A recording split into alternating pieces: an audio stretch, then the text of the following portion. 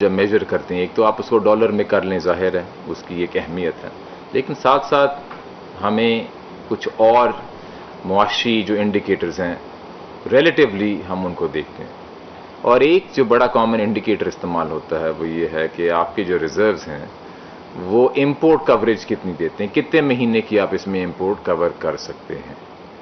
تو I am F کی یہ ریزروز کی ایلوکیشن اس پہلو سے بھی بڑی اہم ہے، اس کی ٹائمنگ، کیونکہ پاکستان کی اکانومی اس وقت جو ریکوری موڈ میں ہے تو اس سے ظاہر ہے امپورٹس بھی بڑھتی ہیں، تو یہ عین وہ وقت تھا جب ہمیں ضرورت تھی کہ ہمارے ریزروز مزید بڑھیں تاکہ امپورٹ کی کوریج جو ہے وہ یا تو برقرار رہے یا بڑھے، اور انشاءاللہ اس ایس ڈی آر ایلوکیشن سے اور دیگر اقدامات جو لیے جا رہے ہیں ہماری امپورٹ کوریج جو ہے وہ ایک اچھی سطح پہ رہے گی۔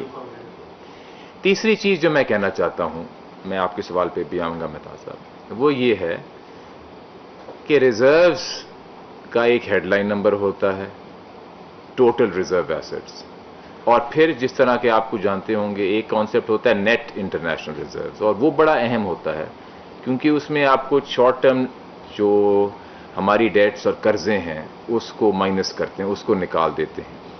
تو ایک اور اہم پہلو آپ کے سامنے اسی ایس ڈی آر ایلوکیشن کا میں یہ رکھنا چاہتا ہوں کہ اس ایلوکیشن سے ہمارے نیٹ انٹرنیشنل ریزروز بھی اسی اماؤنٹ سے بڑھیں گے، اور یہ بھی بڑھیں گے۔ میں آپ کو ڈائریکشن بتا رہا ہوں، اور میں بات ختم کر لوں پھر میں بتا رہا ہوں کہ وہ بڑھیں گے۔ یہ بھی ہو سکتا تھا کہ نیٹ انٹرنیشنل ریزرو نہ بڑھتے، کیونکہ جس طرح اس کی لائبلٹیز میں ٹریٹمنٹ ہوتی ہے تو وہاں سے وہ نیٹ آف ہو جاتے۔ جو اہم چیز میں آپ کو بتا رہا ہوں وہ یہ ہے کہ نیٹ انٹرنیشنل ریزروز بھی بڑھیں گے۔ تو یہ تین چیزیں آئی ایم ایف کی اس ایس ڈی آر ایلوکیشن کے ساتھ انشاءاللہ ہمارے جو ریزروز ہیں ان کو ہسٹوریکل ہائیز پہ آ جانا چاہیے۔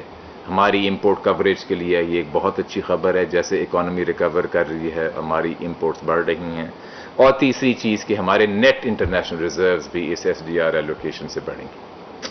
اب دوسرا نقطہ جو میں آپ کے سامنے رکھنا چاہتا تھا کہ ظاہر ہے ریزروز کا تعلق ہے ہمارے foreign exchange, balance of payments, current account, ان ساری چیزوں سے، اور حالیہ میں مئی میں اور خاص کر جون میں کرنٹ اکاؤنٹ ڈیفیسٹ کا نمبر زیادہ آیا، تو کافی سارے جو ہمارے صحافی دوست ہیں اور ماہر معاشیات ہیں انہوں نے یہ سوال اٹھایا کہ کیا یہ کرنٹ اکاؤنٹ ڈیفیسٹ زیادہ بڑھ رہا ہے یا ایک اس حد تک ہے جس کو ہم مناسب سمجھتے ہیں۔ تو میں اس میں جو اسٹیٹ بینک کی ویوز ہیں اس سے میں آپ کو تھوڑا سا آگاہ کرنا چاہتا ہوں۔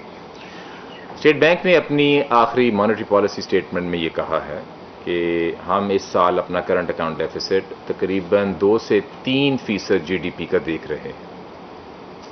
یہ رفلی ٹرانسلیٹ کرتا ہے 6.5 سے 9.5 بلین ڈالر کا کرنٹ اکاؤنٹ ڈیفیسٹ اس سال کے لیے۔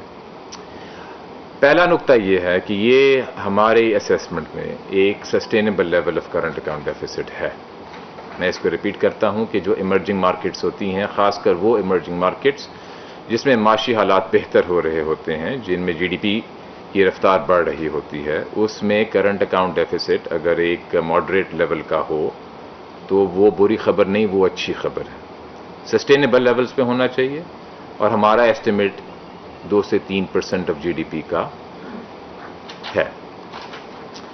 اگر انٹرنیشنل ایکسپیرینس سے کرنٹ اکاؤنٹ ڈیفیسٹ کسی ملک کا بڑھ رہا ہو، انٹرنیشنل ایکسپیرینس سے 3 الارم بیلز ہوتی ہیں۔ اگر وہ 3 الارم بیلز میں سے کوئی سامنے آئے تو پھر فکر کی ضرورت ہوتی ہے۔ پاکستان کے کیس میں ان تینوں میں سے ایک بھی الارم بیل نہیں بج رہی۔ وہ کیا ہیں؟ سب سے پہلا یہی کہ جو کرنٹ اکاؤنٹ بڑھ رہا ہے اس کا لیول کیا ہے۔ ہمیں دقت آئی تھی ماضی میں جب ہمارا current account deficit 6% of G D P پہ پہنچ گیا تھا، آپ کو یاد ہے۔ اسی کے بعد ہمارے ریزروز لاس ایسے ہوئے کہ پھر آئی ایم ایف کے پاس جانا پڑا۔ پہلا نقطہ یہ ہے کہ جو level of current account deficits ہے وہ اس لیول پہ نہیں ہے جہاں پہ انسسٹینیبلٹی کی چیزیں شروع ہوئیں، جو کہ ہمارے ماضی میں 6% آف جی ڈی پی تھا جب یہ $19 بلین کا تھا۔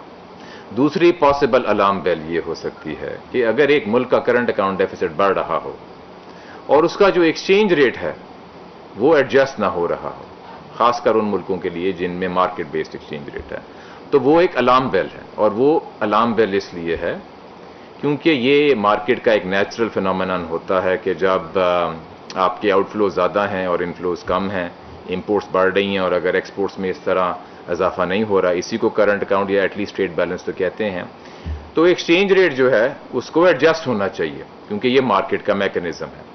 تو اگر ایک ایسی حالت ہو کہ ایک ملک میں کرنٹ اکاؤنٹ ڈیفیسٹ بڑھ رہا ہو اور ایکسچینج ریٹ ایڈجسٹ نہ ہو رہا ہو تو وہ الارم کا سائن ہے. اگر ایکسچینج ریٹ مارکیٹ بیسڈ ملک میں ایک اچھے انداز میں ٹو وے ایڈجسٹمنٹ دکھا رہا ہو جیسی پاکستان میں ہوئی ہے تو وہ ایک پازیٹیو انڈیکیٹر ہے instead of being a negative indicator. تو یہ دوسرا اہم نقطہ ہے کہ یہ الارم بیل ہمارے سامنے نہیں ہے. تیسری جو پاسبل الارم بیل ہو سکتی ہے اس ملک میں جہاں پہ کرنٹ اکاؤنٹ ڈیفیسٹ بڑھ رہا ہو وہ یہ ہے کہ آپ کے ریزروز بہت کم ہو گئے. ہمارے ملک میں اس کا الٹا ہو رہا ہے کہ ہمارے ریزروز بڑھ رہے ہیں. دیکھیں جب ہمارا کرنٹ اکاؤنٹ انسسٹینیبل لیول پہ پہنچا ماضی میں تو یہ تینوں جو الارم بیلز تھیں وہ تھیں آپ کے سامنے. یہ تینوں خطرے کی نشانیاں آپ کے سامنے تھیں. $19 بلین کا کرنٹ اکاؤنٹ ڈیفیسٹ لیول، اس کے بعد ایکسچینج ریٹ ایڈجسٹ نہیں ہو رہا تھا، اس کو ایک مصنوعی سطح پہ رکھا ہوا تھا، اور ریزروز گر گر کے تقریباً 7 بلین پہ آ گئے تھے. اور آج جو ہمارے حالات ہیں ان تینوں نقطوں پہ اس کی الٹی طرف یعنی کہ اچھی طرف چل رہے ہیں. ریزروز اللہ کے کرم سے ابھی تقریباً 18 بلین، اور جیسا کہ میں نے کہا آل ٹائم ہائیز پہ پہنچیں گے انشاءاللہ. ہمارا ایکسچینج ریٹ ایک اچھے انداز میں market based two way orderly movement دکھاتا ہے، ایڈجسٹ ہوتا ہے. اور تیسرا جو ہمارے ریزروز بڑھ رہے ہیں. تو یہ میرا دوسرا نقطہ تھا کہ جو ہمارا کرنٹ اکاؤنٹ اس کی سسٹینیبلٹی کے لحاظ سے، کیونکہ یہ سوال بہت سارے دوستوں نے اٹھایا. اور تیسرا اور آخری نقطہ براڈر کانٹیکسٹ.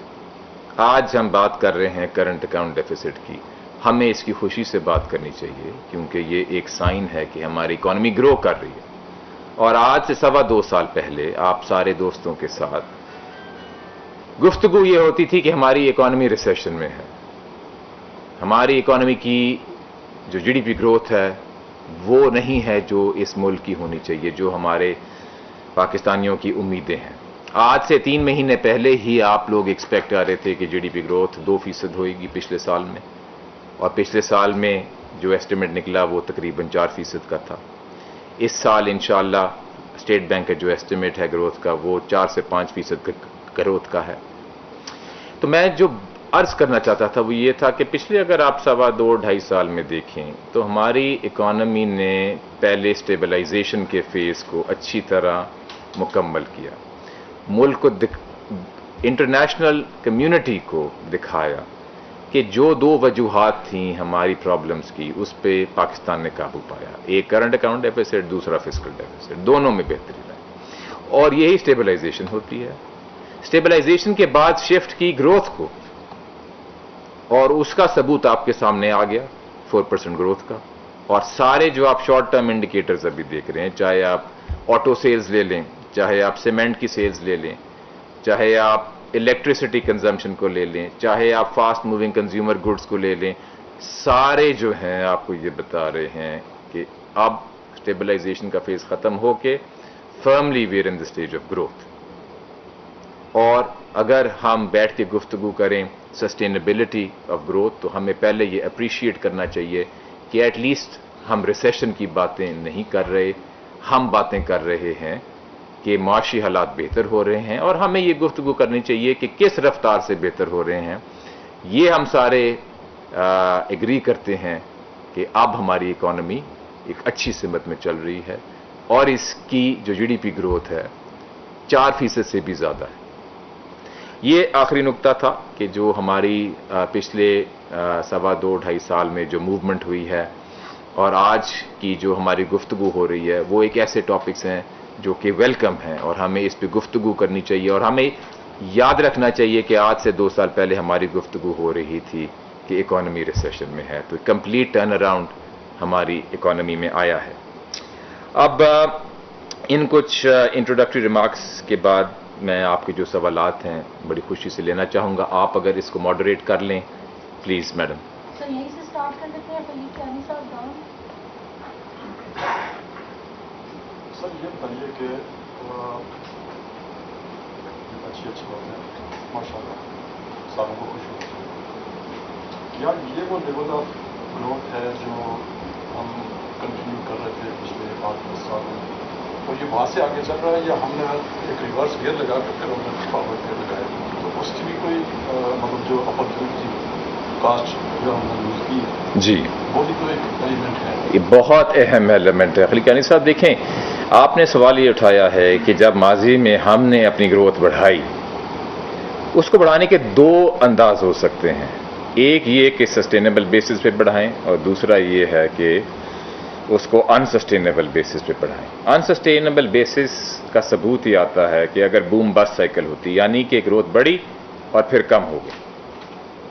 माजी में अनफॉर्चुनेटली पाकिस्तान ने बूम बस्ट साइकिल से गुजरा है, इसीलिए कोई तकरीबन 20 से ज़्यादा दफ़ा IMF के पास जाना पड़ा है। जैसा कि आप जानते हैं, IMF के पास तभी जाना पड़ता है जब मजबूरी होती है, खुशी खुशी कोई मुल्क IMF के पास नहीं जाता। ये एक दुनिया की हकीकत है। इस दफ़ा की जो ग्रोथ है, and again I want to remind everybody, we are having a healthy discussion about growth, not about recession. इस दफ़ा की जो ग्रोथ है, हमें ये डिस्कशन करनी चाहिए कि इसको सस्टेनेबल कैसे रखना है। हमारे पिछले साल की ग्रोथ, हमारी इस साल की फोरकास्ट, ये हमारे ख्याल में सस्टेनेबल लेवल ऑफ ग्रोथ है, और कुछ वो चीज़ें नहीं हैं जिन्होंने माजी में इस ग्रोथ को अनसस्टेनेबल बनाया। नंबर 1 है हमारा एक्सचेंज रेट सिस्टम, क्योंकि जब से उसको हमने मार्केट बेस्ड बनाया तो अब वो इंश्योर करता है कि हमारा जो करंट अकाउंट डेफिसिट है वो इस तरह नहीं बढ़ेगा कि हमें अनसस्टेनेबिलिटी की तरफ दोबारा जाना पड़े। नंबर 2, जो हमने रिजर्व्स को बढ़ाए, और इस SDR एलोकेशन से भी पहले हमने नेट इंटरनेशनल रिजर्व्स भी बढ़ाए। और आप IMF की रिपोर्टिंग भी देख लें, उन्होंने हर रिव्यू में यही वाज़ेह तौर पे बयान किया कि पाकिस्तान ने अपने नेट इंटरनेशनल रिजर्व्स पे बिलियंस ऑफ डॉलर्स पे ओवर परफॉर्मेंस दिखाई। और मैं ये आपको पूरे यकीन से कह सकता हूँ कि इस मुल्क की जो इकोनॉमिक टीम जो है हमारे वज़ीर ख़जाना की लीडरशिप में, अभी उसका एक बुनियादी जो ऑब्जेक्टिव है वो यही है कि इस ग्रोथ को हम सस्टेनेबल रखेंगे। और ये जो मैंने कुछ आपको बातें बताई, इसी से हमें कॉन्फिडेंस आना चाहिए कि इंस्टीट्यूशनली कुछ वो चीज़ें अब हैं जो पहले नहीं थीं, और इसी से हमें कॉन्फिडेंस आना चाहिए। एक और मैं इशारा करना चाहता हूँ, और वो ये है कि देखें, जब पाकिस्तान का अनसस्टेनेबिलिटी का मसला पैदा हुआ तो उसकी एक वजह यही थी कि हमारी जो डेट और पब्लिक डेट जो है बहुत ज़्यादा है, तकरीबन 80% ऑफ GDP। कोविड आ गया जब हमारी डेट तकरीबन इस लेवल पे थी। अगर आप बाकी मुल्कों में देखें, अब मैं IMF के अदाद शुमार आपके सामने रखना चाहता हूँ, तो 2020 को अगर आप पिछले साल से कंपेयर करें, 2019 से कंपेयर करें, तो डेवलपिंग कंट्रीज और इमर्जिंग मार्केट्स में ये डेट तकरीबन 10% बढ़ी, 10% ऑफ GDP से उसका इजाफा हुआ। एडवांस्ड इकोनॉमीज में तकरीबन 15% ऑफ GDP, और ये एवरेज है। पाकिस्तान ने बड़ी महारत से, बड़ी काबिलियत से अपने डेट टू GDP रेशियो को कम किया। अभी इंशाल्लाह जब नए डेट टू GDP फिगर्स भी छपेंगे तो आप देखेंगे कि ये जो एक अच्छी कहानी हमने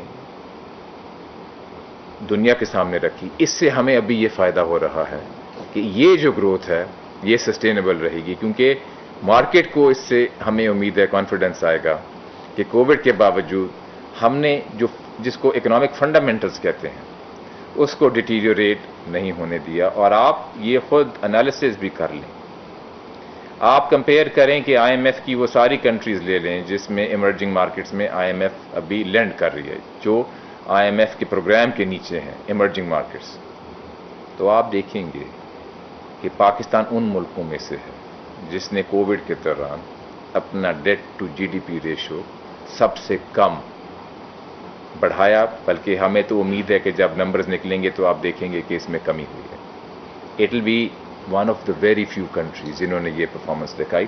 तो मैं आपके सवाल का जवाब ये देना चाह रहा था कि माजी में जो बूम बस्ट साइकिल्स हुई वो हमारे हक में नहीं थी, اور ایک بہتر آبجیکٹو یہ ہے کہ اس گروتھ کو سسٹینیبل لیولز پہ رکھیں، اور آپ دیکھیں گے جو آپ کے سامنے اکنامک ٹیم کے ڈیسیجنز آتے رہیں گے، دے ول بی گیئر ٹورڈز انشورنگ کہ یہ گروتھ سسٹینیبل رہے. یہی میں آپ کو لے کے جانا چاہ رہا تھا. سوال اب یہ ہے کہ کیا وہ اکانومی میں وہ جو اسٹرکچرل جو شارٹ کمنگس تھی یعنی ریفارمس تھی، ڈو یو سی کہ وہ اس لیول کے اوپر ہے کہ اب ہم وومن لاس والا سائیکل نہیں ہوگا اور سسٹینیبل نہیں رہے گا، اور وہ کدھر کون سی؟ ہمیں امید ہے کہ اسی سمت میں یہ کہانی چلے گی، اور آپ کے ملک کے جو پالیسی میکرز ہیں وہ اسی جدوجہد میں لگے رہیں گے کہ اس گروتھ کو نہ صرف سسٹینیبل رکھیں بلکہ جس طرح وزیر خزانہ نے بھی بار بار یہ بات دہرائی ہے اس کو انکلوسیو کریں، شمولیت کے ساتھ ہماری گروتھ کو بڑھائیں. آپ اگلا سوال لے لیں. کووڈ کے بعد کی صورتحال ہے پاکستان کی اکانومی میں، کسی لیول پہ کوئی اسٹڈی ہے کہ کس طرح پر کتنا امپیکٹ ہوا ہے ہماری معیشت میں اوورآل؟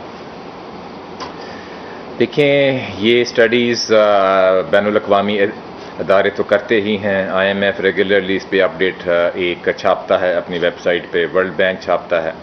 میں آپ کو دو اسپیسیفک چیزیں بتانا چاہتا ہوں. ورلڈ بینک نے کھل کے کہا ہے کہ پاکستان نے جو احساس کیش پروگرام دیا، Ehsaas emergency cash programme, international level پہ وہ دنیا کا 3rd لارجسٹ یا 4th لارجسٹ پروگرام ہے. اور ہمیں اس سے بڑی خوشی ہونی چاہیے کہ ہم نے انٹرنیشنل لیول پہ یہ ریکگنیشن حاصل کی. باقی بہت سارے ملک ہیں جو ایسا کیش پروگرام نہیں لا سکے اتنی جلدی، اور آپ نے دیکھا کہ اس کو جس اچھے انداز میں ایکزیکیوٹ کیا گیا کہ اس میں جو پولیٹیکل کنسیڈریشنز ہو سکتی تھیں ان کو منیمائز کیا جائے، اور نیڈ کی بیسس پہ جس حد تک ہو سکتا ہے ٹیکنالوجی کی بیسس پہ اس کو ڈیزرونگ فیملیز کو دیا جائے. دوسرا نقطہ اسٹڈی کے لحاظ سے، اگر آپ باقی ملکوں کا ایکسپیرینس دیکھیں کووڈ میں کہ ان کے کووڈ کے کیسز کس رفتار سے بڑھے اور پھر کس رفتار سے کم ہوئے اور کتنی جلدی کم ہوئے، تو اگر آپ بڑی ایمرجنگ مارکیٹس کو دیکھیں جس میں آپ برازیل کو شامل کر لیں، انڈیا کو شامل کر لیں، آپ ارجنٹینا کو شامل کر لیں، تو آپ کو نظر آئے گا کہ پاکستان ان بہت ہی چند ممالک میں سے ہے جس نے بار بار کووڈ کی لہر پہ قابو پایا. 3 دفعہ تو ہم کووڈ کی لہر پہ قابو پا سکے ہیں اور وہ ایکسپیرینس آپ کے سامنے. اب انشاءاللہ 4تھی دفعہ بھی اس پہ قابو پائیں گے، اور اس میں ہم سب کو جو NCOC نے اچھا کردار ادا کیا ہے اس کو اپریشیٹ کرنا چاہیے، کیونکہ یہ بھی نمبرز آپ کے سامنے. اس میں 2 پہلو ہیں، نہ صرف یہ کہ اس لہر پہ قابو پایا، دوسرا یہ ہے کہ جب وہ لہر پیک پہ گئی تو ہمارے جو کیسز تھے پر ملین آف پیپل وہ کیسے کمپیئر کیے باقی ملکوں سے، کیونکہ وہ بھی ایک ریلیونٹ میٹرک ہے. آج یا جو موسٹ ریسنٹ فگرز میں نے دیکھے تھے شاید 2-3 ہفتے پرانے ہوں، اس میں ہمارے جو new cases per million of population were about 15 cases per million. دنیا میں یہ ایوریج چل رہی ہے تقریباً 60 کیسز کی جو میں نے لاسٹ فگرز دیکھے تھے، جس طرح کہ میں نے کہا یہ شاید 2-3 ہفتے پرانے ہوں. تو کہنے کی مراد یہ ہے کہ جو ہمارے لیول آف کیسز بھی جو ہیں per million of population they are also much less. اگر آپ کچھ جن ملکوں کی میں نے مثالیں دیں ان کی اگر آپ پیک دیکھیں تو ان کے کتنے کیسز تھے پر ملین آف پاپولیشن، کہیں آپ کو 100، کہیں آپ کو 200، کہیں آپ کو 300 cases per million of population ملیں. تو آپ کے سوال کا یہ 2 پہلو بڑے اہم ہیں کہ کووڈ کی سٹڈی پاکستان نے کیسے کووڈ پہ ایک اچھے انداز میں اپنی پرفارمنس دکھائی.